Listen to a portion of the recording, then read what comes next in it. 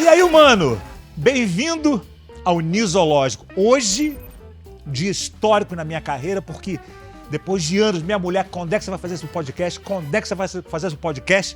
E aqui estou eu, inclusive, olha, no dia que eu vim aqui fazer o Plugados, o meu amigo Carlos Máfia perguntou quando é que você vai fazer esse podcast? Quando é que você vai fazer esse podcast? Eu falei, depende de vocês aí. Já temos aqui o espaço, joguei a isca e ele fisgou. Olha aí que maravilha. E, gente, aqui no Nisológico, a gente cria o bicho solto.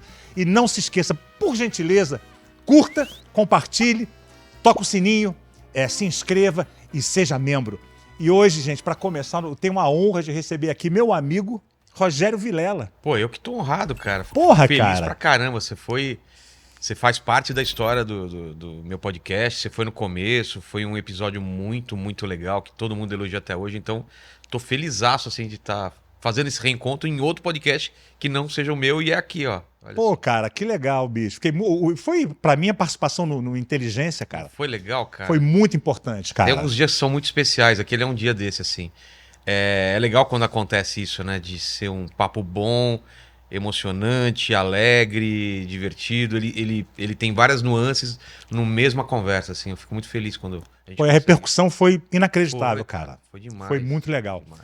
Vem cá, gostou do macaquinho? Adorei, cara. Pra quem não sabe, eu sou desenhista também, né? Sou designer.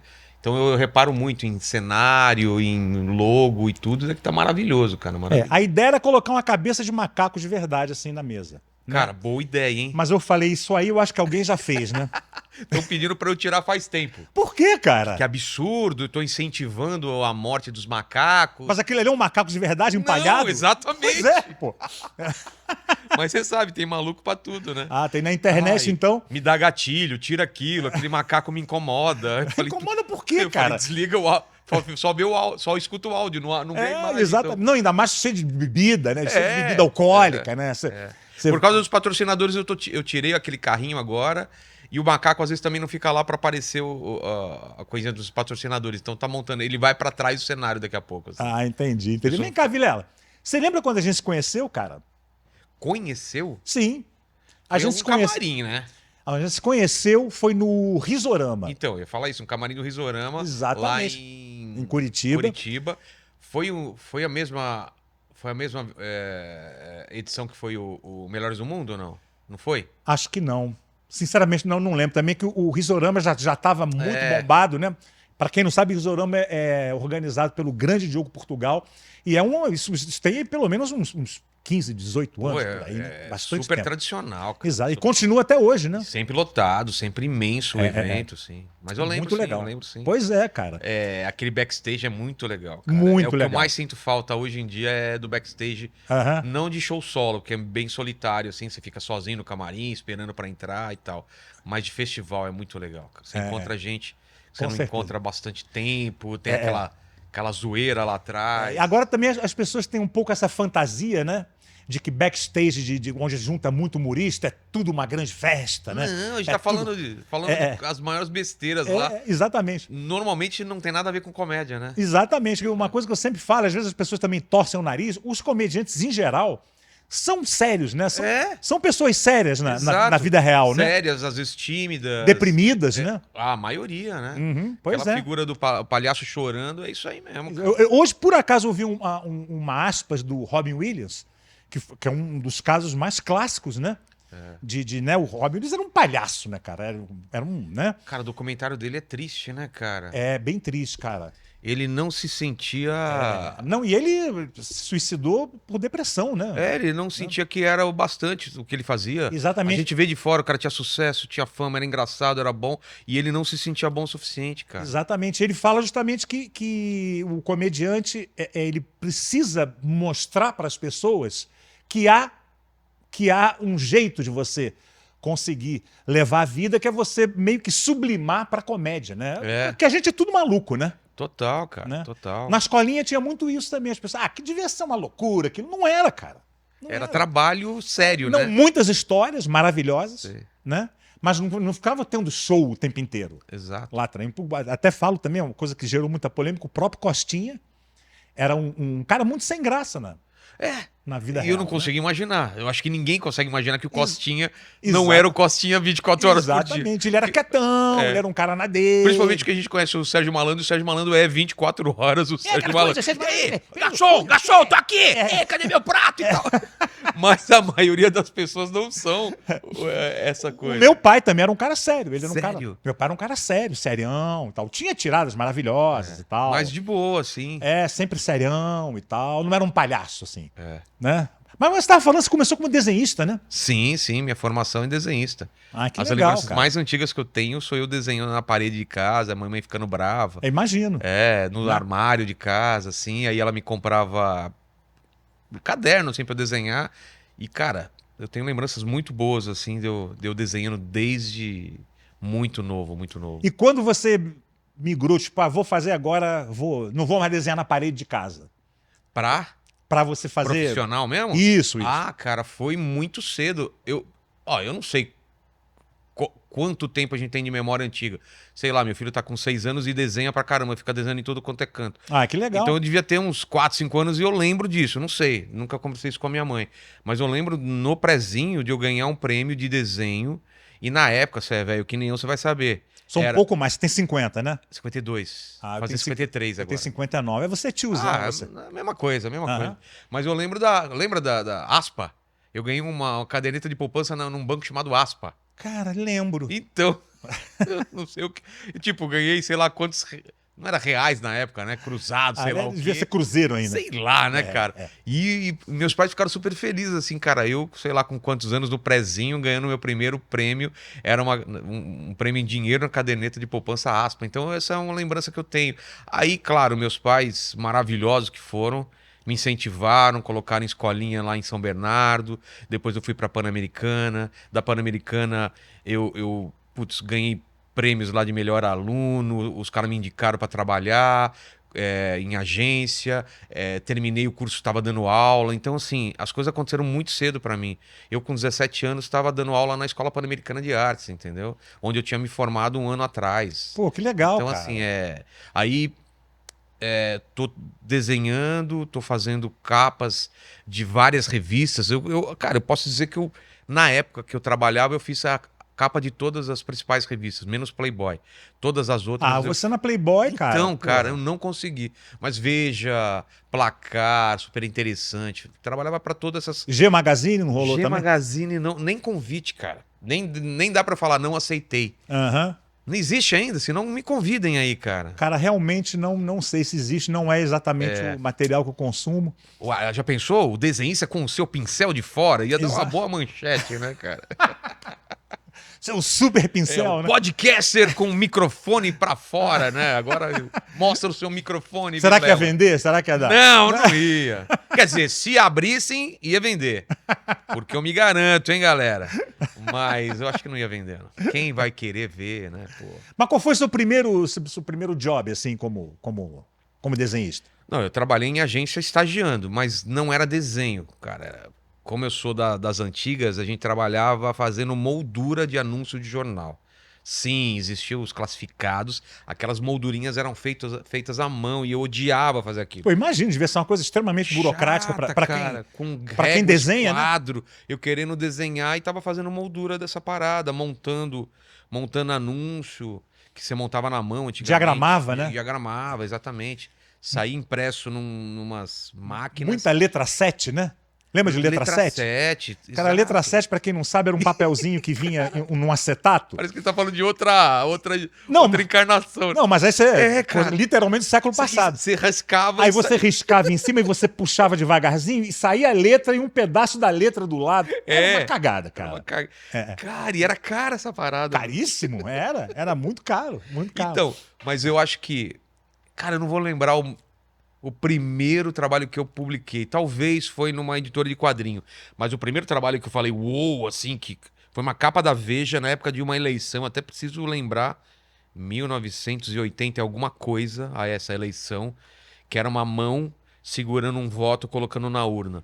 E a capa da Veja, não sei se é feita até hoje assim, eles fazem 3 capas. Você nunca sabe se a sua capa vai ser escolhida. Então, três assuntos quentes. ele pede para um fotógrafo, para um ilustrador e para outro ilustrador, sei lá.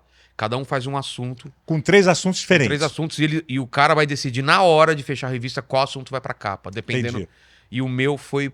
Então, assim, eu fiz, já fiquei felizão. E aí, a Veja, eu não lembro se chegava na banca domingo de manhã ou sábado à noite. Eu acho que foi domingo de manhã. Então, eu fiquei assim, cara, esperando na banca os caras trazerem a revista pra ver se era minha capa ou não. E eu lembro da felicidade, falar, cara, escolheram minha capa. Pô, Minha imagino. capa tá na capa da Veja. E ninguém sabia que era minha capa, entendeu? Mas não- eu sabia, entendeu? Minha mãe sabia. Não, sim. Entendeu? Sim. Isso é que é louco, né, cara? Eu já fui muito famoso sem saber, sem as pessoas saberem quem eu era. Já fiz carta de Magic pra quem é fascinado. Quando eu falo isso, cara, você fez carta de Magic? Med? Magic. Ah, É um tá. joguinho de cartas que é famosão, assim, a galera sim. curte, joga. Fiz desenho para os Estados Unidos, fiz trabalho para X-Men, fiz coisa para Marvel, Doutor Estranho, fiz capa de RPG. Então, assim, tem muita coisa que eu fiz que a galera nem sabe que sou eu. Porque na época você tinha que usar um pseudônimo, né? Para trabalhar nos Estados Unidos, o pessoal... Qual era seu pseudônimo? Não, eu sou Rogério Vilela, você tinha que colocar Roger Vilela. Você não precisa colocar... Na época, você achava que se você colocasse um nome tipo Rogério, não iam saber pronunciar. Sim, sim. Iam falar, putz, é um cara de fora. Tinha essa lenda que aí se provou totalmente mentira, né? E era Roger Vilela, tinha Roger Cruz, tinha Mark Campos, tinha... Todo mundo tinha que americanizar o nome na época. Michael Sullivan, né? Mark Deodato, o Sullivan. Pô, o Deodato é um gênio, né, cara? É. Deodato é sensacional. E tua inspiração, qual foi, né, dentro dessa área? Cara, muita coisa, mas muita coisa, assim. Eu sempre tive muita inspiração de coisas muito variadas. De Maurício de Souza, Chiclete com Banana, lembra? Claro que Angeli, lembro. Laerte Claro que lembro. e Adão, Glauco. Mas os europeus, nessa época, cara, eu gostava muito do Moebius, Guido Crepax, Manara tinha um traço muito bom. E nos Estados Unidos o Frank Miller, né? O Bill Sienkiewicz, o Dave McKean. Assim, se você for ver cada um desses, é muito diferente um do outro, assim. E eu acho que quando você pega referências... Eu uso isso pro meu trabalho até hoje, né? Quando você pega de referências muito diferentes, você acaba criando uma coisa que não existe, entendeu? Porque se você pega uma referência só, você está copiando. Porque é natural a gente natural. querer seguir meio que os nossos ídolos, né? Né? E é natural você se inspirar neles e transformar em alguma coisa nova, porque tem todo a tua bagagem, né? Que transforma que legal, em uma coisa cara, nova. que legal. E fábrica de desenhos? Fábrica de quadrinhos? De quadrinhos, perdão. Então, fábrica de quadrinhos, nessa linha do tempo, eu começo a fazer trabalho para os Estados Unidos, começa a ter muita repercussão. Eu e mais uns 10 brasileiros, a gente invade o mercado brasileiro. É conhecido como a invasão dos desenhos brasileiros. Sai em tudo quanto é jornal aqui e lá. Lá negativamente, aqui positivamente. Lá porque diziam que a gente estava tirando trabalho de americano porque cobrava mais barato, que era mentira. A gente cobrava a mesma coisa que os americanos, só que a gente conseguia entregar bem mais. Os caras trabalhavam lá fazendo 22 páginas, poucas páginas por mês, e a gente, precisando de grana, fazia o dobro, pegava 2 revistas. Então o pessoal achava que estavam explorando a gente. E aqui no Brasil a gente ficou conhecido mesmo como essa geração. Começou a sair em todo jornal, entrevista para TV. E a gente falou assim, por que não fazer uma escola de desenhos, ensinando o pessoal a desenhar quadrinhos, já que está nesse hype todo? É uma época pré-internet, entendeu? Então esse mundo nerd, até esse termo nerd, essa coisa do pessoal ter orgulho hoje de ser nerd, começa um pouco com isso, da gente mostrando que a gente desenhava nos Estados Unidos. Alguns desenhistas estavam no top 10 de revistas mais vendidas e tal. E aí é um sucesso, cara, a Fábrica de Quadrinhos. A gente faz a produtora e a escola, e ela começa num quarto atrás de uma clínica psiquiátrica, que era de um amigo nosso. Isso explica bastante, né? Isso, né? Total. Qualquer coisa já estava ali, né? Já, meu. É muito próximo, né, uma coisa da outra, porque tem que ser meio maluco, né? Meio errado das ideias lá. Se está com problema, já vai direto pro psiquiatra. Então, assim, a gente começa a ter isso daí vai para uma outra casa, de uma outra casa a gente vai para uma casa enorme na 9 de julho, e aí começa a virar... existe ainda? Não, derrubaram essa casa, viraram 2 prédios enormes, porque é 9 de julho, né, cara? Não, sim, mas a fábrica, o projeto... A fábrica existe, o nome é meu, existe como produtora, mas hoje ela serve para fazer meus projetos. Ela teve, em algum momento, a escola e o estúdio se separaram. Eram 4 sócios, 2 ficaram com a escola, 2 ficaram com o estúdio. Eu fiquei com o estúdio, abri mão da escola com muita dor no coração, porque eu ajudei a criar a escola. Tinha dado aula há 17 anos na Pan-Americana, então peguei todo esse meu conhecimento, ajudei a montar os cursos lá, deixei redondinho junto com os amigos de lá, da Pan-Americana, da fábrica. E aí, aquela coisa de sociedade, não dá certo, e aí o que faz? Aí tá bom, eu aceito pegar a empresa que tá dando menos dinheiro, que tá meio falida, que era a produtora, mas que eu acreditava que tinha um potencial muito grande, mas eu fico com o nome. E aí eles aceitaram. Pá, a gente fica com a escola, que é o que dá dinheiro, 300 alunos e tal. Então eles mudaram de nome, existe até hoje, chama Quanta, e aí eu fui pra Fábrica de Quadrinhos. E aí aquela empresa que ela não dava lucro, que era o que era deficitária junto com a fábrica, a escola.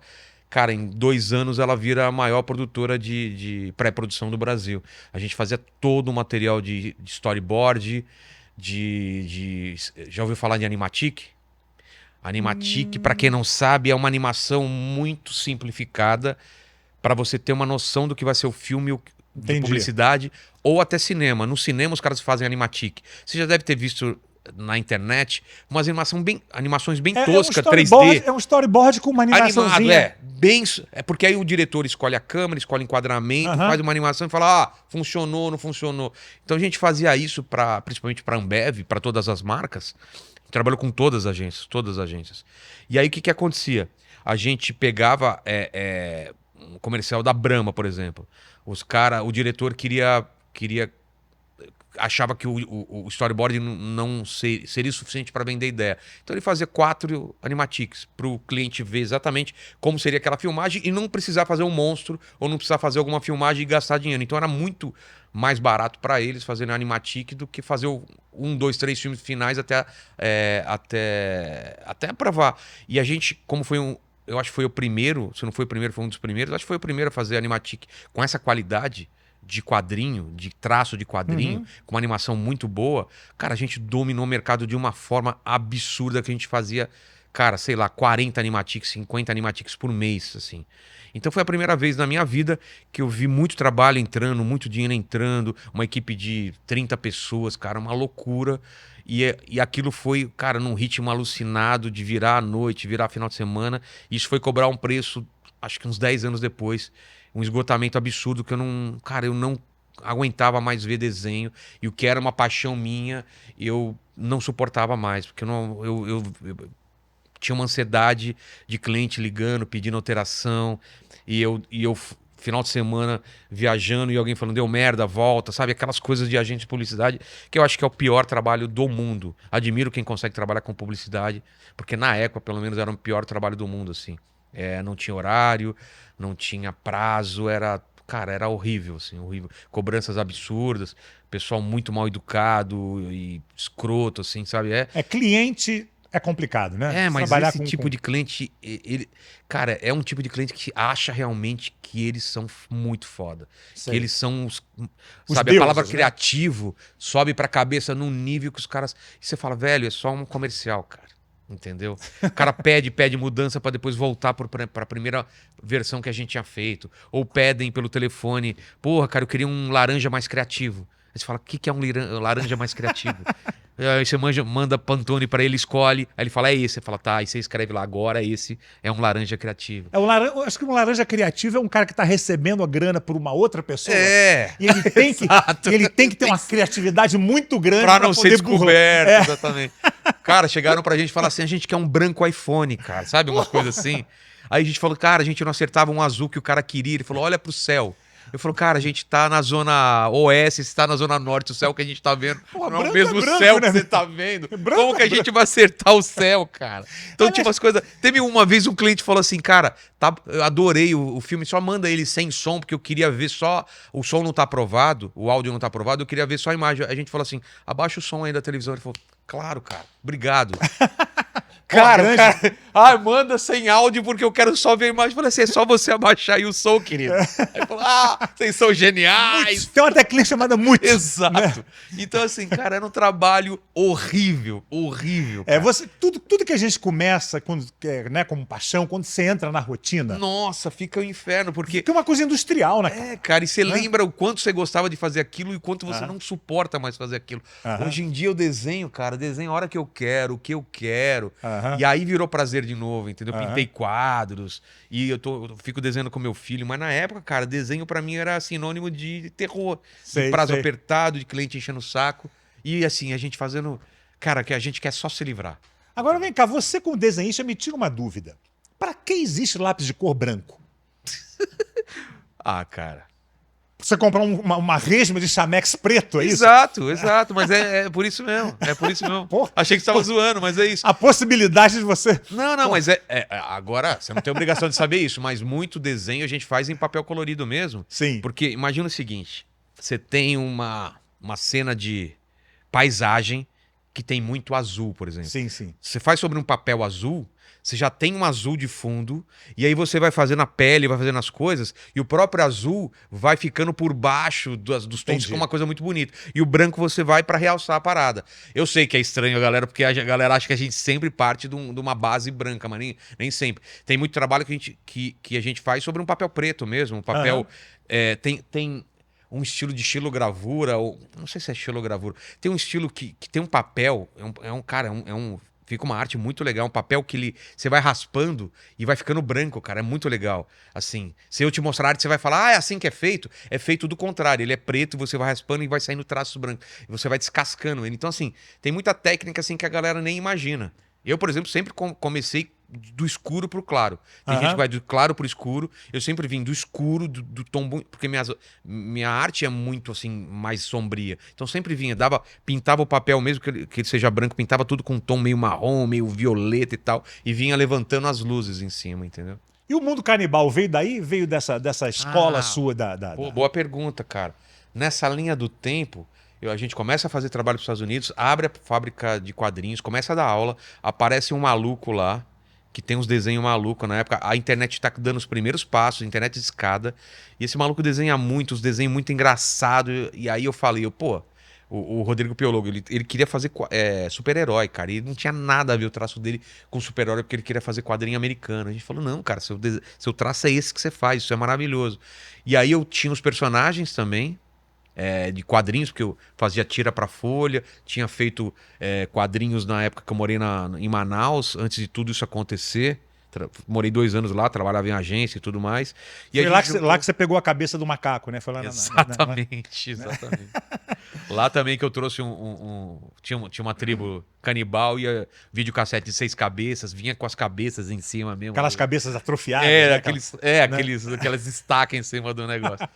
E aí, desse tempo mesmo que o mundo canibal vem do Canibites, que era uma tira que eu tinha de jornal na Folha de São Paulo, inspirada da minha experiência morando em Manaus, porque eu coloquei assim, imagina se tivesse uma tribo canibal que ficasse onde eles derrubavam aviões que saíam da Zona Franca de Manaus com produtos eletrônicos. Então era uma tribo super tecnológica, mas era canibal. Por isso, Canibites, e por isso vai surgir mais pra frente o mundo canibal, onde eu junto com o Rodrigo e o Ricardo, que são irmãos, um desenhava, o outro animava, e eu com eles fazia roteiro, fiz toda a parte comercial e tal, e aquele negócio virou uma febre absurda, cara, durante um tempo, assim. Os primeiros virais da internet, a gente tava lá com a Vaira de Pau, com bonequicha, sabe, com uma pancada de coisa que hoje a gente seria cancelado, né? É meio sombrio também, tinha uma coisa meio, né, meio South Park, bem não, bem, violento, era bem violento. Transgressor, né? Total. Né? Era violento, sujo, muito palavrão, tinha um moleque que comia merda, tinha um feto abortado que falava, um cotoco, um moleque sem os braços, sem as pernas, assim, era, cara, tudo que você imagina. Porque a gente tava numa época de abertura que tava todo mundo testando todos os limites, na música, no teatro, na animação, mesma coisa. Nessa época, as pessoas tinham uma ideia que a animação era coisa para criança. É difícil hoje falar, porque todo mundo fala, não, tem animação para adulto. Mas na época não, cara. Eu A acho que animação os era pra Simpsons foi bem assim, Sim, né? Bem foi o pioneiro, primeiro, né? foi o pioneiro. A fazer, né? Só que a gente pegou Simpsons e elevou, a gente é pré-South Park, a gente elevou ao máximo. O South Park veio também e outros desenhos falando, não, cara, você pode testar os limites mesmo da parada. Desenho, você pode tudo. Tem canibalismo no Brasil, alguma tribo? Acho que não. Não, né? não tem. Não tem, né? a gente pesquisou, não tem. Ah, que Infelizmente, pena, pô. É uma questão legal, né? Era legal mandar um pessoal pra lá, né? Exatamente. Olha, chegando comida aí pra vocês aí. Chegando um rodízio pra você, né? Rodízio, muito bom, né? Agora, então, eu acho que o desenho pra você foi uma escola que eu acho que te levou também pro humor falado, tudo. vamos dizer assim, né? Tudo. Cara, Veio tudo dali, né? cara, tem aquele lance, tem aquela história do ligue os pontos, né? Aham. Não sei quem falou isso, que a vida da gente, a gente vai ligando pontos aleatoriamente, a gente não vê sentido naquilo, mas depois quando você termina, forma um desenho e Sim. aquilo tudo faz sentido. Sim. Então eu fui levado para várias coisas assim que aparentemente não faz sentido, mas faz. Por causa do mundo canibal, por fato de eu trabalhar com comédia, só que no papel e depois em animação, eu fui pra comédia stand-up. Se eu não tivesse o mundo canibal, eu provavelmente não iria pra comédia stand-up, não veria essa possibilidade. Entendi. Se eu não fizesse história em quadrinho, eu não iria fazer animação. Se eu não fizesse desenho lá atrás, eu não iria fazer história em quadrinho. Se eu não fizesse a comédia stand-up, eu não faria o podcast. E assim vem, tá tudo relacionado, mas Sim. quando tá acontecendo, você fala, não tem a menor lógica o que tá acontecendo. Aham. O que eu tô fazendo? Eu tô largando uma carreira, jogando fora pra começar uma do Não, zero. acho que tudo se agrega, cara. Mas Acho várias que vezes tudo- eu ouvi pessoas falando, inclusive minha família, falando, filho, o que você tá fazendo? Você tá jogando uma produtora fora pra postar numa coisa que você não sabe se vai dar certo. Mas era assim, eu sempre fiz assim na minha vida. Nunca foi o dinheiro que guiou minhas decisões. Sempre foi sonho, assim. Meu sonho é ficar mudando de lugar. E aí eu entro de cabeça naquilo, coloco todas as minhas fichas, toda a minha paixão. E por alguma coisa que eu posso chamar de Deus, outra pessoa pode chamar de coincidências da vida, outra pessoa pode falar de energia, mas as coisas dão certo, cara. Porque eu quero muito que dá certo e a coisa acaba dando certo. Não sei se é porque eu quero muito e eu coloco minha energia. E lá atrás, quando eu queria ser desenhista, se eu pensasse hoje, talvez se eu fosse meu pai, eu falaria: filho, você vai querer ser desenhista, provavelmente você não vai ganhar dinheiro com isso. Porque na época não tinha muita possibilidade de se Sim. ganhar dinheiro com isso. Era para trabalhar no estúdio Maurício Souza, ou era para fazer uma outra coisa de desenho. O mercado... Era muito pequeno o mercado. E aí aconteceu, na época que eu estava fazendo desenho, de alguns brasileiros serem contratados por editoras americanas. Aquilo nunca tinha acontecido. Sim. Aquilo não era uma coisa que eu poderia almejar porque não existia. Só que eu estava tão preparado na época para fazer aquilo que quando surgiu a oportunidade, eu fui um dos primeiros a fazer quadrinhos nos Estados Unidos. Então assim, eu não fiz isso lá atrás, eu comecei sabendo que eu poderia ganhar em dólar fazendo para... Eu não comecei a fazendo stand-up sabendo que eu poderia encher teatro e ganhar muito dinheiro com isso. Eu simplesmente comecei porque é o que eu queria fazer. Eu não comecei podcast, na época que comecei podcast, não tinha grana, publicidade e todo esse away envolvido, entendeu? Ele estava no começo, estava começando a explodir. E eu não sabia se isso ia dar certo. Mas eu não tinha outra coisa para fazer. Eu estava parado em casa e precisava ocupar minha cabeça com alguma coisa. Então, assim, esse fato de, primeiro, ser movido pela paixão, pelo amor à arte. A arte não é um negócio. O negócio vem depois. Você formata, você embala para vender depois. Mas eu sempre fui movido pela arte, pela vontade de fazer alguma coisa diferente. Como agora, que eu tô lançando livro, voltando a fazer quadrinho. Que livro você está lançando? Tô lançando um livro chamado a série chama Jokenpô, o primeiro livro chama Ligue os Pontos. Fiz um crowdfunding ano passado, em dezembro. Bateu 400% da meta, fiquei super feliz. E lanço agora, né? Tem que entregar o livro agora em setembro. O livro, o quadrinho. E é um primeiro livro de uma série muito grande de livros que eu sempre quis escrever. Escrevi antes da pandemia. É outra paixão que eu tenho também. E é pra onde meu sonho tá indo também, cara. Ah, que isso. show, cara. E daí fazer série de televisão, fazer filme. É essa praia que eu vou acabar indo.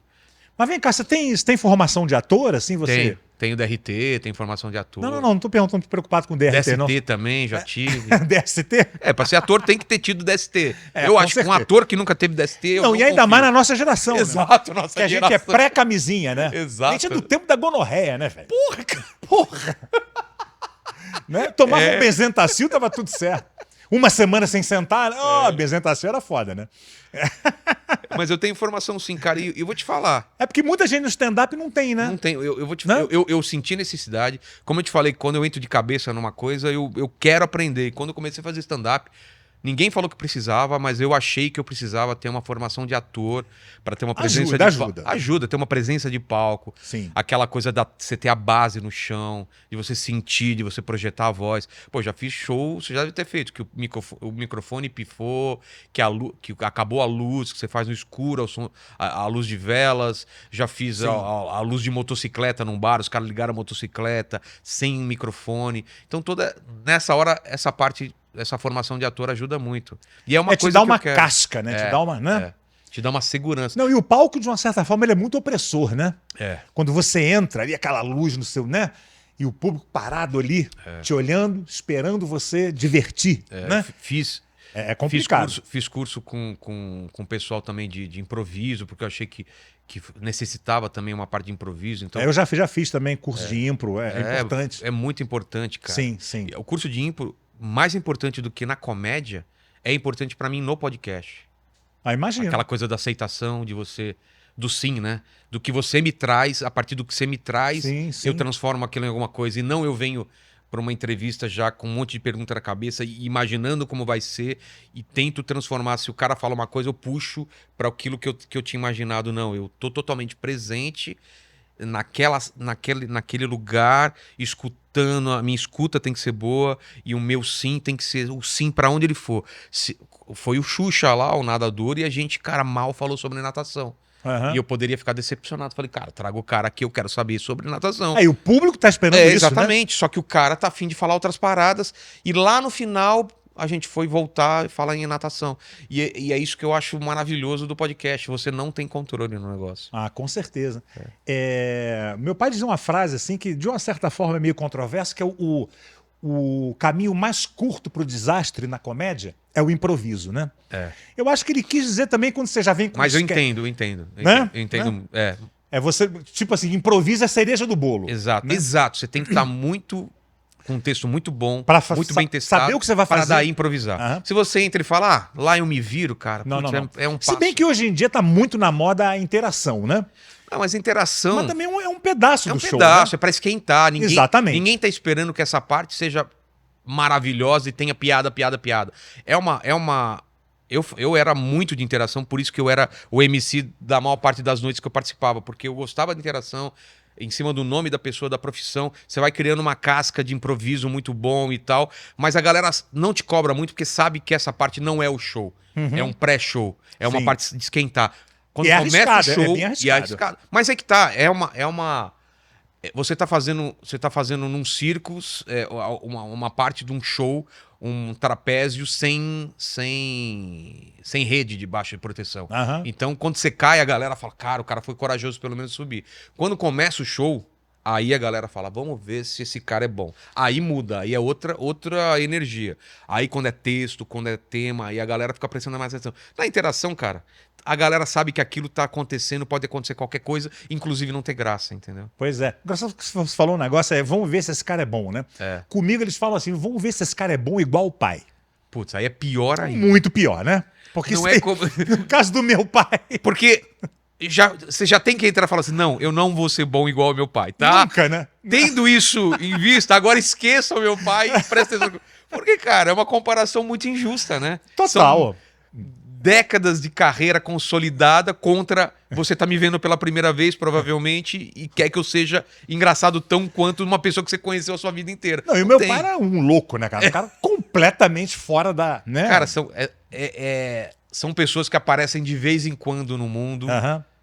e eles são raros porque tem uma conjunção de coisas que precisam acontecer para essa pessoa surgir, entendeu? Sim. Pessoas geniais, assim. Sim. E não são as mesmas coisas, senão seria fácil a gente fabricar gênio. Ah, Tem que ter uma origem humilde? Tem que ser difícil? Tem que vir Aham. de não sei o quê? Não sei, cara. Acontece alguma coisa de tempos em tempos que no esporte, na música, no humor, aparece uma pessoa diferenciada. É isso. Não, e ele completamente. Cara, não é. Tem gente que fala, isso é presunção da sua parte, mas eu acho que dentro do que ele fez, no mundo ninguém não fez. tem, cara. Né, não cara? tem, não tem. Ainda tem gente que fala assim, pô, se seu pai tivesse nascido nos Estados Unidos, no Canadá, será que se ele tivesse nascido lá, ele ia fazer um teste na Rádio Guanabara? Não ia. Ele Como é talvez, que ia ser a vida talvez dele? ele não teria uma chance que teve aqui, porque Exatamente. teriam 10 pessoas mais ricas ou com mais indicações do que ele. Talvez ele se desanimasse, talvez Aham. ele trabalhasse muito cedo em outra coisa, porque lá tem muito mais oferta de trabalho. Não sei, cara, não dá pra saber. Eu acho que não seria a mesma coisa, não. É. Vai saber, né? Não vai saber. Pois é. Agora vem cá, no stand-up, quando o stand-up deu aquele boom no início dos anos 2000, eu costumava dizer que o stand-up era o jazz do humor, né? Por quê? Que era cheio de regra. Não, porque Ah. você tem que fazer só o seu texto, não pode ninguém escrever pra você. E se não pode personagem. Não pode ter música, Não pode ter música, senão não é stand-up, né? Não pode ter acessórios, né? Exatamente, né? O pessoal faz personagem, faz em dupla, faz com música, com mágica, com tudo, né? É. E o que você acha disso? Porque o stand-up ele realmente evoluiu, né? Cara, De lá pra cá. eu entrei no stand-up já com essas regras da galera ter cagado essas regras. Quem falou muito isso, principalmente o Cláudio lá do Cláudio Comédia em Torres? Pé, Cláudio Torres da Comédia em Pé. Sim. Ele deu uma explicação que eu acho que faz sentido. Ele falou: no começo, a gente fez isso só porque tinha que colocar algumas regras, primeiro, para chamar atenção, segundo, porque você não podia ser qualquer coisa.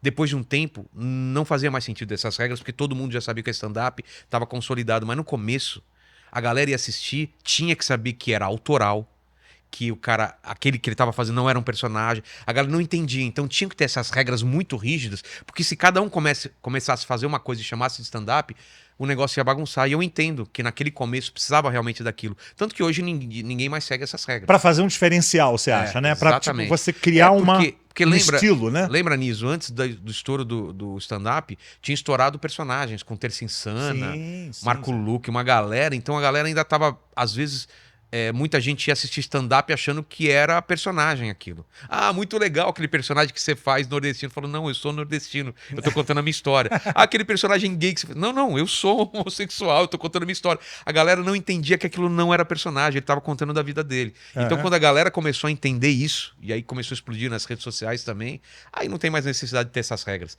Sim. Aí é a época da improvisação. Eu comecei a entrar, desde o começo eu entrava com uma lousa, fazia piadas com desenho e tal, gente com violão, outras pessoas com isso. Então assim, hoje em dia não tem mais essas regras. A única regra é de não copiar texto, né? Não pegar texto de outra pessoa. Agora, tem vários comediantes que pedem para outras pessoas escreverem para Eu eles.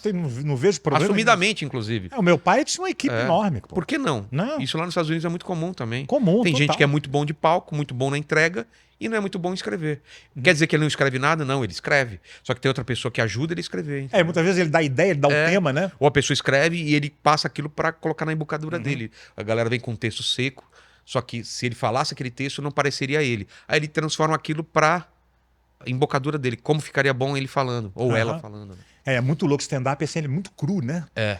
Né? Você chega ali, cara. Eu acho que é uma das artes mais puras, assim, nesse sentido de você tá lá com a tua roupa do corpo, uma luz na tua cara, um microfone, e é isso aí. Vai lá e fala.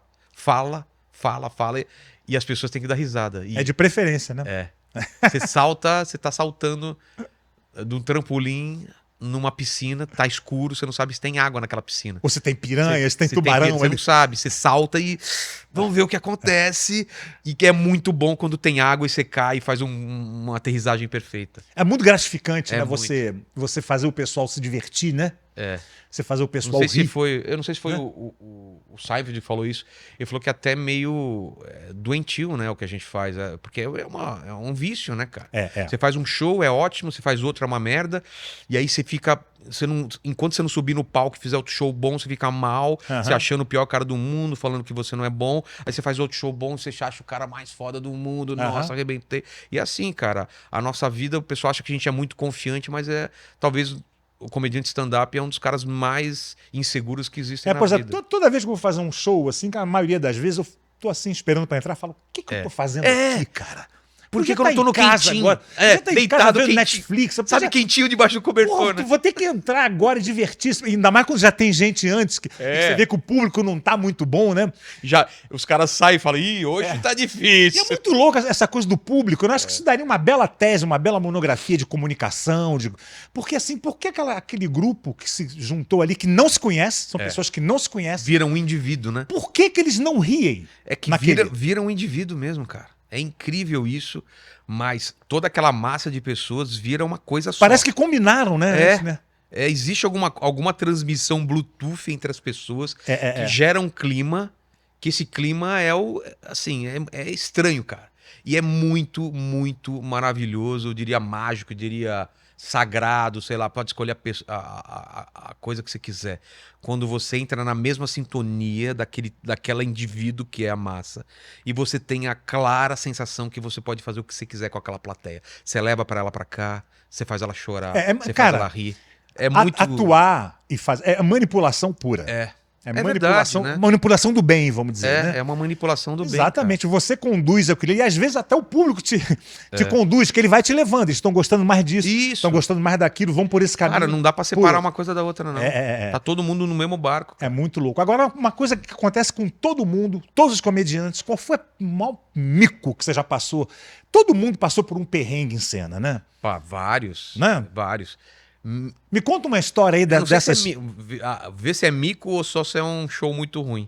Na Na época que eu. tá tudo ali, né? Na época que eu já tava fazendo shows bons, enchendo teatro. Você começa a se achar um pouco, né? Você fala, não, cara, eu sei o que eu tô fazendo. Aí tinha um show num bar perto do aeroporto. Eu fiz outro show e fui correndo pra lá porque eu ia fechar esse show.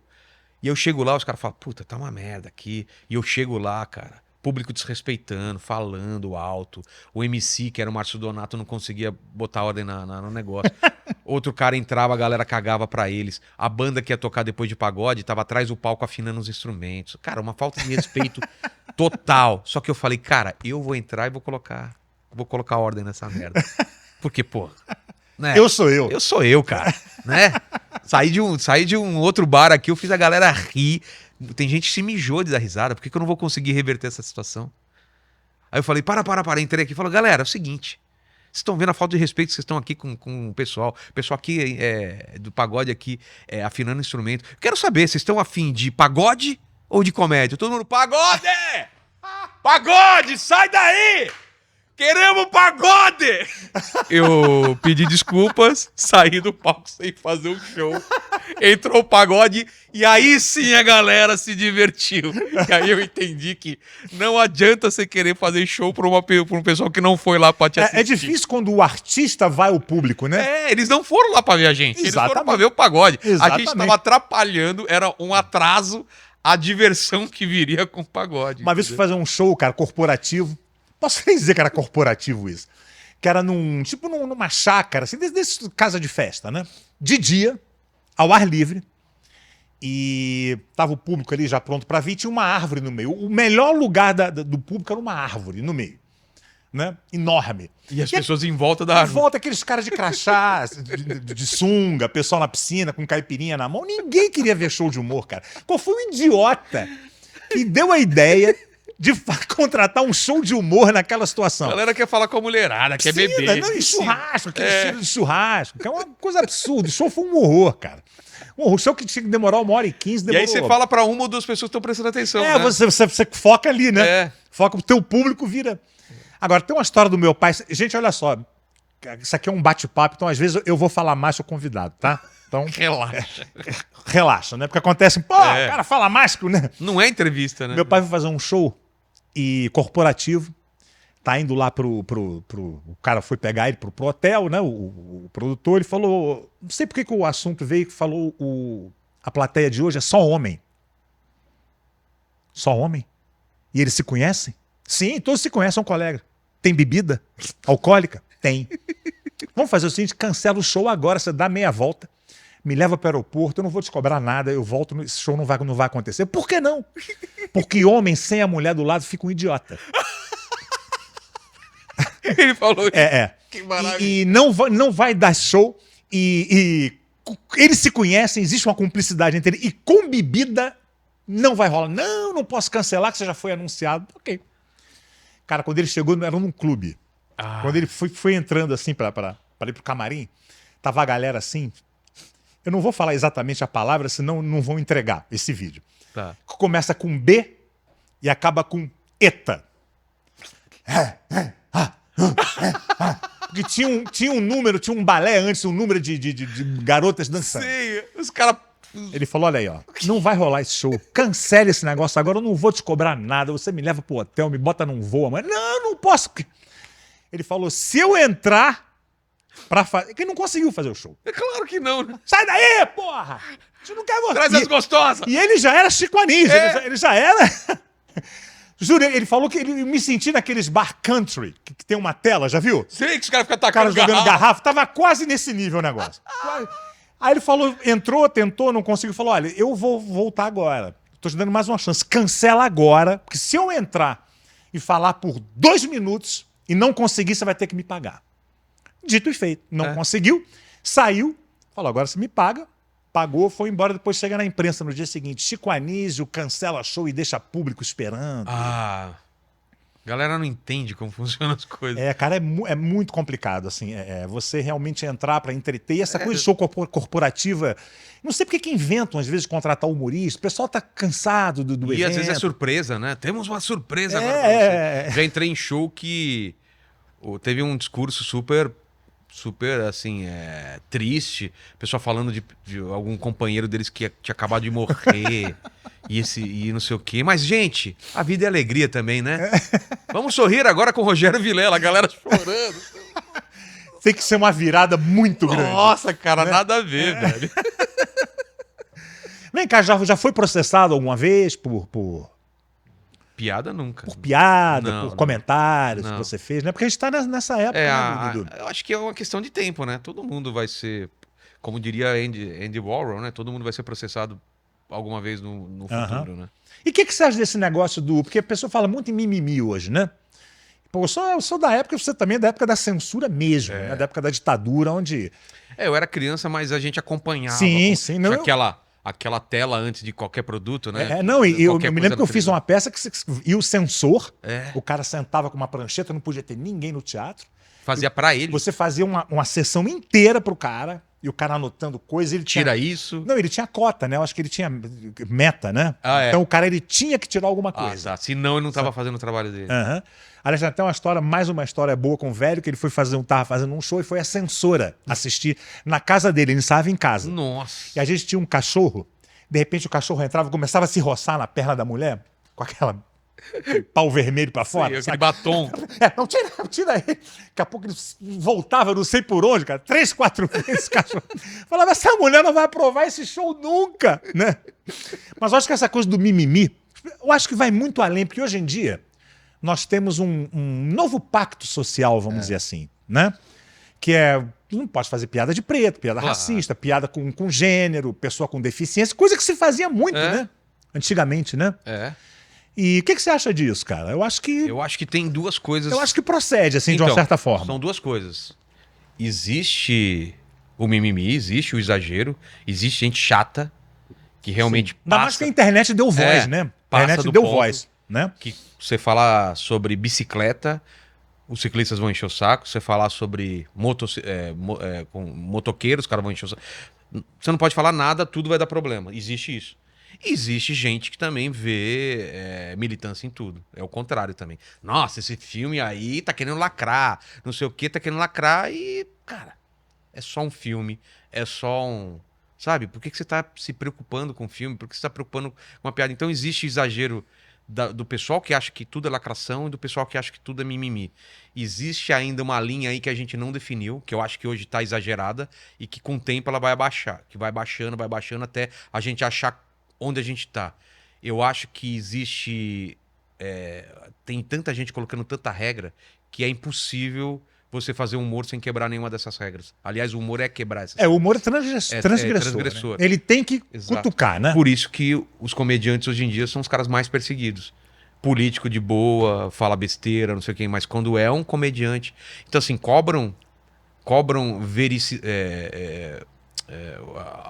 vericidade, é isso?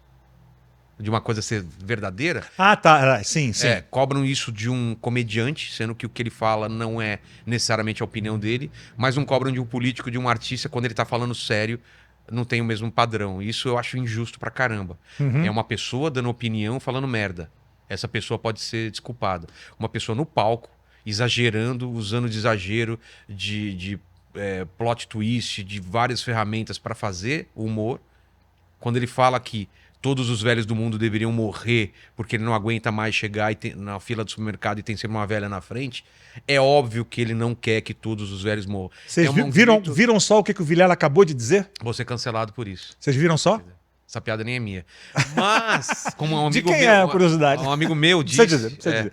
Mas é isso. O cara usa de um exagero absurdo pra provar um ponto, pra ser graça. E o pessoal leva isso como, olha a opinião do comediante. Não é opinião coisa nenhuma, cara. Ele tá num ambiente de palco, tentando ser engraçado, testando às vezes a piada pela primeira vez e ele vai errar. E às vezes quando você acha... Às vezes você perde a mão um pouco também, Às né? vezes, mas às vezes não perdeu a mão, simplesmente aquela piada não é pra você. É uma piada que te atinge, então não é pra você. Tá de boa, entendeu? Uhum. Qual o problema? Cara, eu acho que o humor ele tem, assim, um certo limite. Eu acho que, como tudo, né? Não, tudo tem limite. Como tudo na vida, né? Porque não, o humor não tem limite. Cara, eu acho que tem porque, como eu te falei, é questão de raça, questão de gênero. Eu acho que o humor não tem limite, o humorista tem limite. Sim. Eu tenho meu limite, você tem limite, mas Eu o acho humor que sim. mesmo não tem limite. Tá, mas porque hoje, vamos supor, eu já fiz muita piada de preto, assim, entre nós aqui, né? Já ri de piada, né? Mas isso machuca. Os programas humorísticos tinham muito. Né? Sim, sim, isso machuca as pessoas. E pessoas que não tinham voz antigamente. Exato. Né? E hoje tem. Né? Então acho que tem que haver esse respeito. É complicado, é uma linha muito tênue. Né? Pessoas falam assim, teu pai seria cancelado. Cara, eu não sei se ele seria cancelado, porque ele é um cara... Ele ia se adaptar aos tempos. Ia se adaptar. Quando ele começou, por exemplo, não podia falar palavrão em teatro, né? Então você falava... Nem em teatro. Você falava bunda, tinha gente que levantava e saía. É mesmo? Sim, não podia falar de jeito nenhum. Era uma coisa que pegava muito mal. Aí nos anos 70, começou a era do palavrão. Aí vinha a Gildo Ribeiro, né, esse pessoal. E aí ele teve que adaptar. Ele teve que começar a botar palavrão no show dele, porque senão o público não gostava. Exato. Aquele humor muito... Você vê o Zé Vasconcelos, um grande nome do humor, o primeiro a fazer dito stand-up, né, o one-man show, né, no Brasil, foi Zé Vasconcelos, nunca falou palavrão. E ele ficou meio que...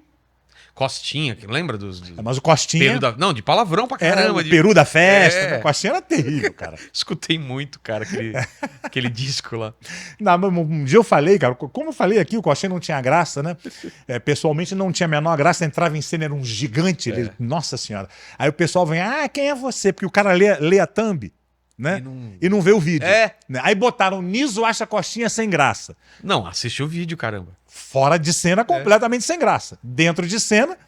Eu conheço várias pessoas que são muito engraçadas no palco e são sem graça na Exatamente. vida. Exatamente. E tem outra coisa também que me chama a atenção, que é... você mistura política com humor. Cara, o humor, ele nasceu da crítica política. O humor, ele nasceu lá no teatro grego. Quem tá falando isso não faz a menor noção do que tá falando. Não. O humor, Lenny ele nasceu... Bruce lá atrás. Ele nasceu... Não, e mesmo na época do teatro grego, cara. O humor, a comédia, ele vinha pra criticar a realeza, pra criticar, né, a situação. O bobo da corte. Que Exatamente. Zoava o rei, né? Exatamente. Era o único que podia zoar o rei. É isso. Agora vem cá. Como é que foi tua carreira de aeromoça? Foi muito, muito, muito curta. Porque quando descobriram que eu não era, não me deixaram subir no avião. Então... Que você não era o quê? Ou aeromoça. eu fui com roupa de aeromoça, disse que era aeromoça e o pessoal não me aceitou na tripulação.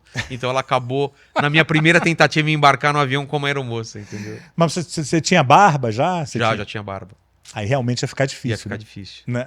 Mas minhas pernas muito bem torneadas. Não fizeram diferença. Porque eu acho ruim, entendeu? É porque aeromoça... Era uma carreira que eu poderia ter seguido. Não, e tem um fetiche com aeromoça, né? Tem. Pensa assim, mulheres maquiadas às 6h30 da manhã, né? Não sei quantos metros de altura. Exatamente. De altura, né? Com aquela pressurização, né? Deve fazer um mal, né, velho? De salto, né, cara? Lá. Nossa. Com certeza. Tempo. E hoje em dia nem fala mais aeromoça, né? Não, é comissária de bordo. Comissária de bordo, né? Tem, mas Tem muito aerovelha também, né? Aeromoça, aeromédia. Cara, eu tava esperando a deixa pra brigar, você tá... Mas é, né? Nem são tão moças, né? Porque antigamente eu acho que tinha um padrão bem delas serem mais novas. Hoje em dia, graças a Deus, tem de tudo, né? Tem velha, tem milfs, nova. né? Tem... Milfs, né? Tinha uma altura... Só parece que a única coisa que tem que ter é uma altura mínima pra poder fechar lá é verdade? Senão ela não alcança fechar o negócio lá. Eu acho que... Não sei se mudou isso, mas quando minhas amigas são aeromoças falavam que tinha uma altura mínima, senão você não consegue fechar o compartimento de bagagem lá. Teve um dia que eu saí com uma garota, tava aquele clima e tava na casa dela, eu falei, vem cá, onde é o banheiro? Ela falou, é pra lá. Falei, ela é aeromoça. Ela é aeromoça. Muito bom, né? Eu tinha um texto, acho que do primeiro show meu, que eu conheci uma aeromoça maconheira, cara, que ela fumava maconha. Eu falei, cara, aeromoça maconheira. Você imagina a aeromoça maconheira fazendo... Não, e assim, imagina esses voos de 12 horas. Como é que ela fazia, né? Exato. Né? Vai lá no banheiro, não pode fumar, né? Porque tem um negocinho lá. Aguentar esse tempo. Não, e larica pra comida de avião, complicado, né? Complicado. Tudo aquelas porçõezinhas, né? Não, e aquele cookie, que é um farelo, né? De cookie, né? Que você recebe hoje, né? E te dá um guardanapo e uma barra de cereal, né? Nossa! Vou me lambuzar com esse... Sempre me chamou a atenção, pra que o guardanapo, né, cara? Vem cá, e você continua viciado em Viagra? Parei, cara. Parei. Eu agora tô batendo os dois no liquidificador, porque às vezes o Viagra não dá certo, né? Qual é o outro que você bate? É o Cialis, né? Você pega os dois, bate. Se um não bater, o outro bate em você, entendeu? Galera, é piada, tá? Porque a galera acha... Saiu matéria falando que eu era viciado em Viagra, você acredita? Mas você já tomou Viagra? Já. Eu não experimentei. Eu tomo Cialis, já experimentei os dois. Eu acho que pra mim o Cialis é melhor do que o Viagra. Agora, eu queria dizer que o Viagra, cara, é meio radical, Fica né? latejando a cabeça de cima, cara. As duas, né? As duas, mas a de cima também, cara. Sei. Aí você fica meio assim. Eu tenho um pouco de medo. Eu tenho né? medo. Tem gente que morre com essas coisas. E parece que não amolece, Duro. Fica 6 horas. Não, assim, encostou, Leão! Tô aqui! Qual é a missão? Fale, capitão, qual é a missão? Falo, não, só tô assistindo um jogo de futebol. Esbarrei sem querer, entendeu?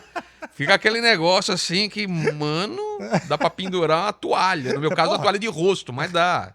Pô, a bateria de carro, né? O que você quiser, né, bicho? Muito louco, cara. É a ciência a serviço do prazer, né? E o Viagra não foi feito. Viagra é um dilatador de... não foi feito pra isso. Né? Mas o ser humano, né, cara? O ser humano acha jeito pra tudo, Pô, né? endurece o pau, esquece esse negócio que foi feito. Vai vender pra caramba, né? Imagina quantos caras não ganharam, né? Teve uma época aí que eu tava tomando muito Viagra, que eu fiquei com medo de engravidar minha mulher e nasceu um avatar, cara. É muito da azulzinha, muito. Falei, vai sair um avatar. 13 metros de altura, né? Azul. Azul. No meu caso, como eu sou mais baixinho, tava mais pra Smurf, né? Ai. Vem cá, e a inteligência, cara? Pô, inteligência é um fenômeno, né, cara? Graças a Deus, cara. Eu sou muito agradecido à vida e principalmente a Deus por essa chance que eu tive aos 50 anos de idade, ainda conseguir fazer uma coisa nova, legal e que me dê uma capacidade de dar um conforto pra minha família, cara. Eu tava muito... Pô, que legal, cara. Tava muito preocupado, cara. Aquela época Não, é preocupante, pô. Aquela época da pandemia, além de toda a preocupação que a gente tinha do medo do cagaço, tinha aquele pânico de, pô, a grana que eu juntei lá na produtora, eu ralei 15 anos lá, me ferrei de saúde pra juntar um dinheiro pra dar uma tranquilidade pra mim no futuro, tá indo embora, cara. Tá indo embora, e aí? Aí começou a bater aquele negócio, aquele desespero. E aí eu participo de um podcast como convidado. E eu falei, cara, isso eu sei fazer. É normal dos comediantes saírem do teatro, saírem do bar, irem para uma padaria, para um restaurante, ficar horas conversando. Você sabe disso. Sim. A gente faz isso naturalmente. E conversando sobre qualquer coisa. Eu fazia isso, eu, Rafinha e o Banguela e o Oscar Filho, a gente durante meses e meses, quase toda noite a gente ia para uma padaria e virava a noite conversando. Eu falei, cara, eu sei fazer isso, eu gosto de fazer isso. As pessoas me procuram para se abrir, para contar seus problemas. Pô, ontem eu estive numa igreja, fui lá num pastor que já foi no meu podcast e eu queria falar com ele, eu precisava, tô passando uma fase bem ruim da minha vida pessoal, assim. Eu falei, pô, depois o cara vai me chamar, ele me chamou lá para pro lugar onde ele fica, eu falei, putz, eu vou poder me abrir. Cara, ele ficou se abrindo pra mim. Eu falei, não, eu vim pra eu!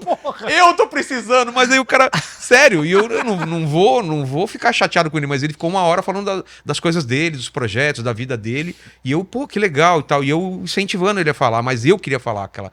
Então, assim, as pessoas vieram pra mim, não sei, não é nem pela idade, porque mesmo quando eu era mais novo, as pessoas sentiam em mim uma tranquilidade, uma serenidade um tipo de visão do mundo que as pessoas me procuravam para se abrir, para contar a história. Então, eu já estava acostumado com aquilo. Então, para mim, foi muito natural.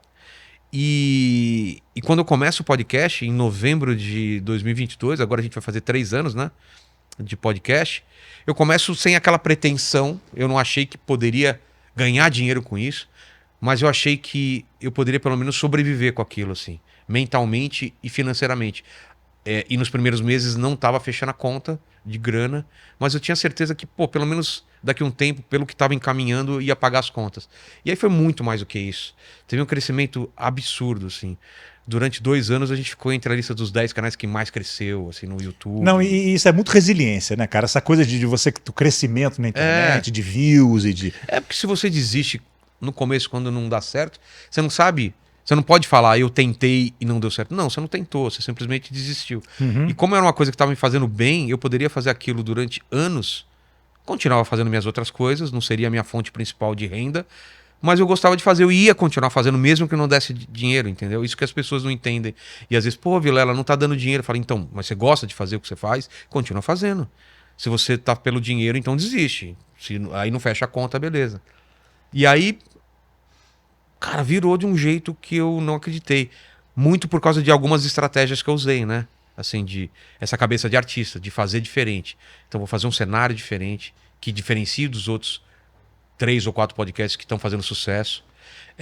Trazer convidados bons, ter papos bons, ter um formato que seja diferente. O começo é diferente, o final é diferente, a condição seja diferente. Era uma época que só tinham 2 hosts, eram sempre 2 hosts. E eu fui o primeiro grande a fazer sozinho, entendeu? Que virou sendo um só. Porque a galera achava que uma pessoa só não conseguiria conduzir 2, 3 horas de papo, que 2 era mais fácil. E é realmente mais fácil. Mas para mim, na minha opinião, atrapalha. Porque eu penso de bate-papo, atrapalha. Porque às vezes você tá indo para um lado, a conversa tá fluindo aí o outro ele vai ter que participar. Né? E aí ele vai para outro lado totalmente diferente e aquela história é cortada no meio. Então, assim, eu sou muito agradecido por ter tido a ajuda de algumas pessoas no começo que foram muito importantes. Ter minha família do meu lado e ter dado certo, cara. Porque assim, você faz um produto, você nunca sabe se vai dar certo ou não. E a galera fala que o podcast é uma evolução, né? Uma transformação de um programa de rádio. Eu vou muito mais atrás do que isso. Já falei isso em outros lugares. Eu acho que o podcast fez tanto sucesso porque ele é uma versão atualizada daquelas conversas em volta da fogueira que nossos antepassados lá no começo da humanidade faziam. Quando eles se reuniam à noite em volta de uma fogueira, tinha um ancião que contava as coisas que passaram nas outras gerações, ensinava os mais jovens, falava das suas experiências e todo mundo prestava atenção.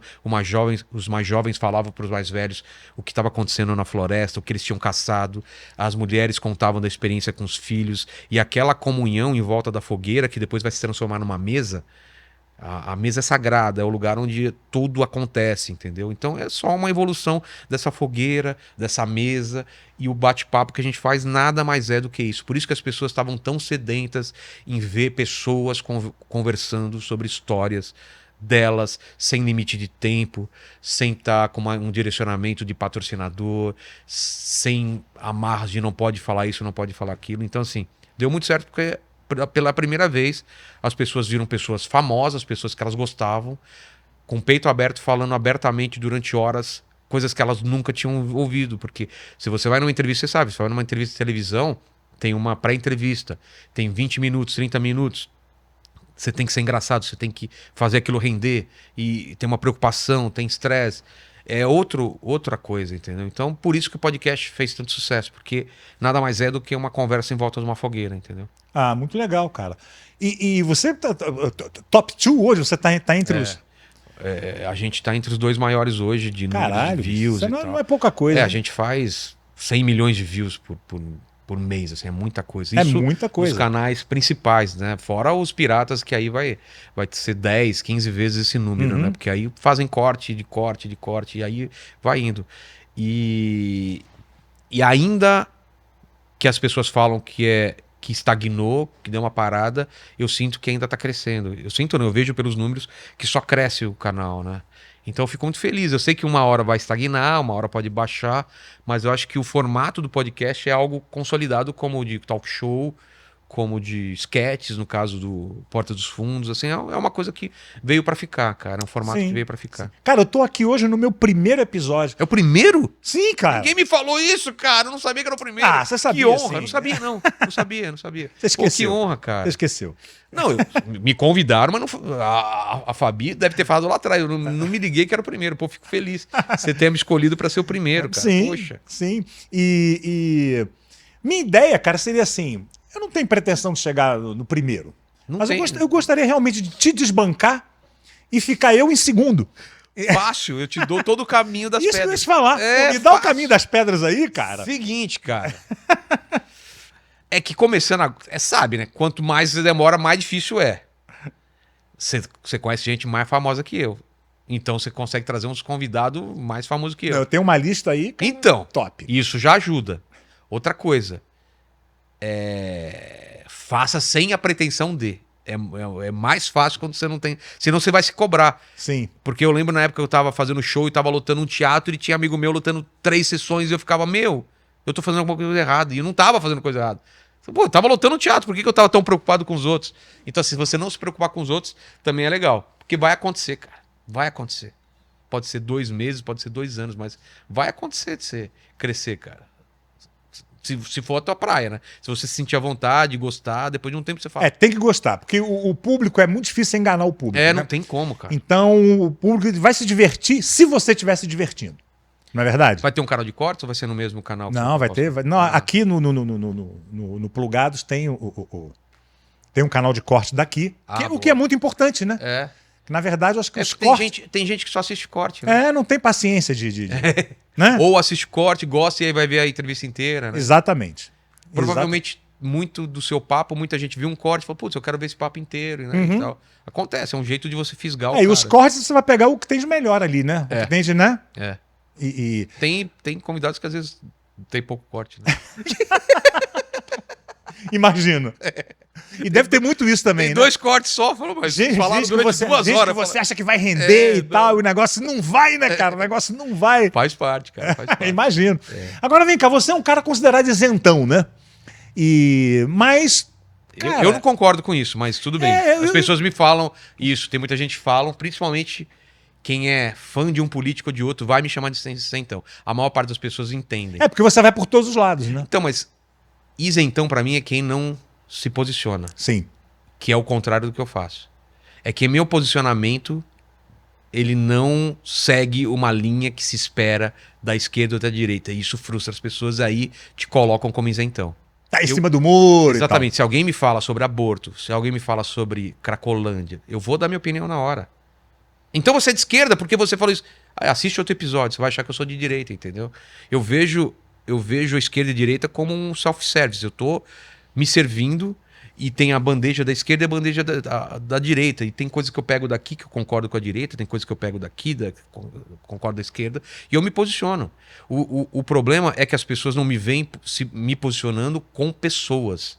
Porque você não fala que é esse candidato, é aquele candidato, esse partido. Isso eu nunca vou fazer. Se você me perguntar em off, eu te falo. Mas aqui eu não. Porque, cara, daqui 2 meses esse cara pode fazer uma merda e eu falar. Aí eu falo, tá vendo? Você me fez votar naquele cara. Eu não quero influenciar as pessoas nesse sentido, porque eu não confio nos políticos. Não confio que aquele cara que falou comigo 3 horas, como aconteceu, e eu perguntei pro Moro, pro Dória, eu falei, mas você não vai desistir. Você vai continuar. Não sei o quê, não sei o quê. Você não vai fazer.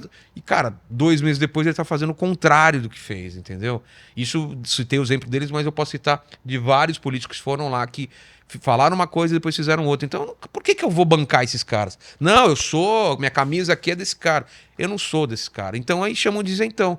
Você tem que se posicionar, falando, não tenho que me posicionar. Ainda mais no seu caso que você não é político É. e o seu programa não é um programa Você não é um analista político, você não, né? Você Exato, joga em exato. todas e... E eu acho até injusto as pessoas falarem isso, porque eu esperaria isso da maior parte das pessoas que trabalham com Comunicação. variedade, né? Ah. Que você vai falar com um generalismo, que eu chamo pessoas de todo canto. Imagina um cara vai lá e fala, puta, esse cara aí é mito, esse cara aí é lulista, esse cara aí é MBL, sei lá, cara. Cara, eu tenho amigos comunistas, tenho amigos no MBL, tenho amigo que é a direita, que é a esquerda, e eu acho isso maravilhoso, que eu consigo ter uma conversa com todo mundo. Isso tá tão difícil hoje, as pessoas não Sim. conseguem essa conversa. Eu vejo lá quando eu solto a agenda, você já coloca uns vomitinhos lá. Essa pessoa você vai passar mal. E eu acho engraçado pra caramba, porque é essa a intenção, cara. É Quando lógico. eu monto a agenda, eu sei que eu vou desagradar muita gente, cara. Mas isso é eu bom, vou assistir segunda, quarta, quinta e sexta. Eu acho isso maravilhoso, porque eu poderia fazer uma agenda numa semana para um tipo de pessoal, para outra semana. Mas eu gosto que as pessoas falam, cara, o Vilela é louco, velho. Ele traz um satanista e um pastor na mesma semana. Ele traz um cara de esquerda e de direita na mesma semana. Ele traz um cara para falar bem de Cuba e um cara para falar mal de Cuba na semana seguinte. E é isso, cara. É isso, porque eu quero que a pessoa que tá em casa forme opinião com o máximo de conhecimento possível, porque eu tô mudando. Nisso, eu te falo com sinceridade, eu já mudei muito de opinião ouvindo meus convidados. Sabe? Quando alguém explica sobre algo que eu tinha uma opinião e eu falo, cara, faz sentido. Às vezes a pessoa me vê mudando de opinião durante a entrevista e às vezes ela me vê nas entrevistas, nos papos seguintes falando sobre aquilo que eu entendi de uma outra forma. Fala, mas você não era tal coisa, você não pensava... Eu pensava, cara. Pensava. Eu sou humilde, eu tenho humildade suficiente para dizer que eu estava errado ou que eu pensava uma coisa que eu não tinha todas as informações. Se alguém me traz uma informação que me faltava e é muito importante para eu mudar de opinião, eu vou mudar sem o menor problema por causa disso, porque eu não estou preso a político, não estou preso a partido, que aí eu deveria defender uma pauta com todas as minhas forças. Não, cara, eu estou muito aberto. O ser humano é mutante, né? E você mudar de opinião é uma coisa, mostra que você tá... O espectro político, que não vem ao caso eu falar aqui, eu sinto que eu mudei de 2 anos para cá. Eu mudei pouco, mas eu mudei de um lado para outro, assim, por algumas coisas que eu aprendi com convidados que foram lá. E posso vir mais para cá ou mais para lá, por causa de algum entendimento, entendeu? Tanto que, quando às vezes as pessoas me perguntam, Vilela, você é centro-esquerda, centro-direita? Aí eu falo, pô, não sei, me define. É isso, é isso. Sim, aí o cara me coloca de um lado. Aí vai outra pessoa que eu falo as mesmas coisas e me coloca de outro. Nem isso tá muito bem definido, né? Eu só não sou radical, e quando eu falo radical não é no mau sentido, porque inclusive os comunistas usam a palavra radical de uma forma que não é pejorativa.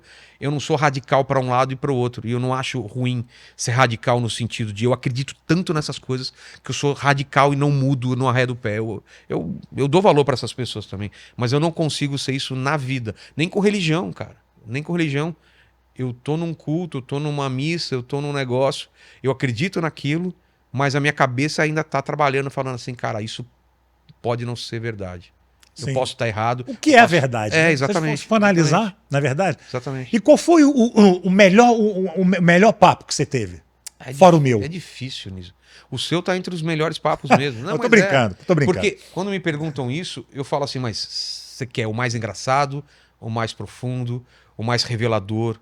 Cara, porque melhor é muito amplo. Pra mim, um papo revelador pra caramba, um papo profundo e humano, é com a Bruna Surfistinha, cara. Você vai assistir aquele papo e vai ver uma mulher falando da vida dela como ela nunca falou, cara. A André Surak também foi um papo, cara. Eu conheço a Bruna, ela parece uma pessoa sofrida, melancólica, né, cara? Né? Exato. Tem uma tristeza na fala dela. Tem uma coisa quando ela fala com os pais que não aceitavam ela. Tem uma coisa que, cara, você entende a pessoa por esse papo, entendeu?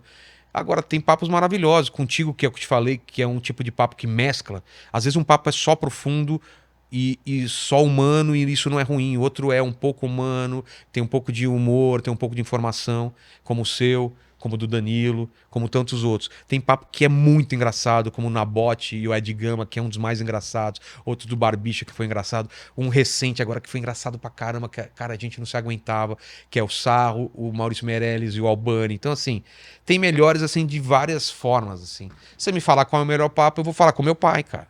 Porque foi uma chance que eu, num momento que legal. muito, muito difícil pra mim, tava passando uns problemas pessoais muito profundos, ele também de doença, E eu falei, pai, vamos sentar e conversar? Ele falou, vamos. Ah, que legal, cara.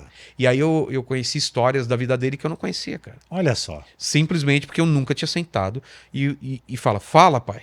Aí pergunta isso, pergunta aquilo, e você sabe.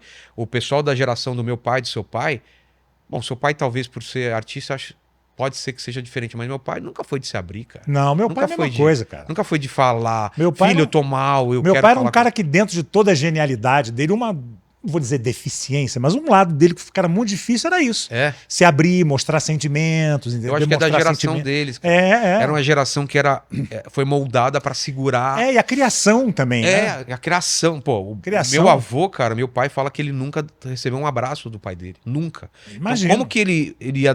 Cara, eu mudei meu pai com o tempo. Hoje ele é carinhoso comigo, com meus filhos, com meu filho, com as pessoas que não era.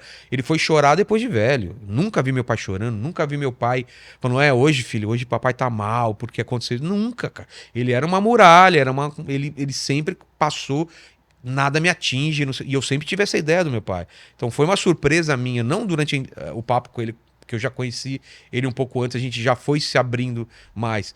Mas a primeira vez que ele se mostrou mais humano, eu falei, cara, tanto que quando ele teve um problema no coração, eu falei, pô, meu pai tem coração, cara? Como assim? Ele quase morreu porque tem uma parada no coração aí. Eu achei que ele não tinha coração. Durante muito tempo eu falei, meu pai é totalmente cérebro e ele não tem coração, cara. Aham. E vem cá, qual foi o pior de todos? Já falei várias vezes, o Pablo Marçal, cara. Pô, foi um papo horrível, cara. E lá hoje você vai lá no papo, tá todo mundo falando, realmente é horrível. Depois que eu comecei a falar que foi isso, cara, porque foi assim, eu convidei chamei um convidado, um comediante, o Glu Glu, né? E ele foi lá e ele falou, pô, posso levar o Pablo Marçal? Cara, o cara caiu de paraquedas, velho. Ele não sabia o que era o podcast, era naquele começo ainda. Então ele foi lá sem saber quem eu era, foi saber o que era um podcast. Foi lá meio... Então, ele interrompia toda hora pra querer pagar de coach, entendeu? Ficou trocando uma ideia de boa, ele fala assim, Vilela, o que é a felicidade? Ah, que saco, bicho. Aí eu falava, poxa, cara, mas... Não sei, felicidade é isso. Ele falou... Aí ele vinha com o texto dele, pá. A gente falando, ele olhando o chat assim, falava, o pessoal tá me xingando aqui. Eu falo, pô, Pablo, não vê o chat, presta atenção na Relaxa, cara. conversa. Concentra aqui. Então, assim, foi horrível, ele sabe que foi horrível, eu falei que foi horrível pra ele, e ele voltou depois e foi um papo maravilhoso, entendeu? Mas foi ruim, e quem assiste esse primeiro papo vai ver que foi horrível, porque simplesmente ele não sabia o que era aquilo, entendeu? Queria acabar mais cedo. Falando, não, já deu, né? Tipo, não, cara, os papos são mais longos e tal. Perguntou se tinha lugar pra descer o helicóptero dele, essas coisas. Falei, não, é na minha casa, querido, eu não tenho ali ponto aqui. Porra. E de números foi ruim também? Cara, ele foi ruim e ficou bom depois que eu comecei a falar que foi a pior entrevista. Aí o pessoal ficou curioso. A galera começou a assistir pra ver por que foi a pior entrevista. É o que eu vou fazer agora quando boa! chegar em Boa! casa. Fala, foi a pior entrevista, foi a primeira. Aí a galera vai ver realmente. Ai, cara, pra gente encerrar aqui, que animal você se identifica mais? Se você fosse um animal, qual você seria? Eu vi uma pessoa perguntando, porque tem dois tipos de respostas. Assim, eu tô com a minha cabeça e sou aquele animal, ou eu não sou eu e sou aquele animal com a cabeça daquele animal, porque vai diferença. Eu sendo Rogério Vilela, com a minha bagagem, eu vou ser um tipo de animal. Se eu não sou o Rogério Vilela, eu sou animal e eu vou ter a inteligência, eu vou ter a cabeça daquele animal, é outro tipo de animal. Então vamos com a primeira, né? A primeira. Eu sou eu? Sim. Eu vou querer um animal que voa. É óbvio. Mas qual? Dane-se. Qualquer um que for mais alto, que voa mais, que for mais foda, entendeu? Porque eu quero ver lá de cima a parada, eu quero sair daqui e ir pra outro país, eu quero mobilidade, eu quero... A visão pra mim é muito importante. Como artista, como desenhista, a visão é o sentido que eu mais uso, que eu mais valorizo, entendeu? Então, assim, com certeza é isso. Agora, se fosse eu ia procurar um animal mais inteligente pra ser, né? Um golfinho, talvez, alguma outra coisa que... O golfinho gosta de transar, né? Sem ser pra reprodução. O golfinho é muito inteligente. E gosta também de fazer ele é bem, né? Mas também não queria estar debaixo d'água. Você entendeu? Imita aí um golfinho, então. Não faço ideia. Como que é? Vai por aí, por aí. Não sei. O Márcio Cássio o Márcio Cássio faz o golfinho perfeito, né? É isso aí, ó. Não é, cara, não é. Agora vai ter a Sociedade dos Protetores de Golfinhos falando que é um absurdo eu falar que eu resumi os golfinhos a esse tipo de som que eu fiz aqui. Pode crer que vão falar isso. Dizer que o golfinho é tarado, que o golfinho é promíscuo. Onde já se viu, né? o golfinho pode ser o que ele quiser ser, entendeu? A ideia é essa. A ideia é justamente essa. Pô, Vilela, agradeço demais, cara. Pô, obrigado. Você ter vindo Gustavo, aqui. Obrigado. Agradeço demais. Você nasceu pra isso também, cara. Ah, Foi um obrigado. dos podcasts que eu me senti mais à vontade. Pô, eu fico feliz de ouvir isso, né? E que legal, velho. Nem sei quanto tempo passou, tá vendo? Ó, quanto tempo passou? 1h18. Tá vendo? 19 agora. Daqui a pouco. Pô, velho, obrigado demais, Obrigado cara. demais aí, cara. Então é isso, gente. Olha só. Continuem aqui com a gente, tá? E deixe seu comentário, compartilhe, faça tudo que tem direito. E até o nosso próximo Nisológico. E vamos ver quem será a próxima fera que virá aqui, tá? Gostei do. Beijo. Gostei do. Fera. É, isso aí, isso vai pegar. Vai pegar. Isso vai pegar.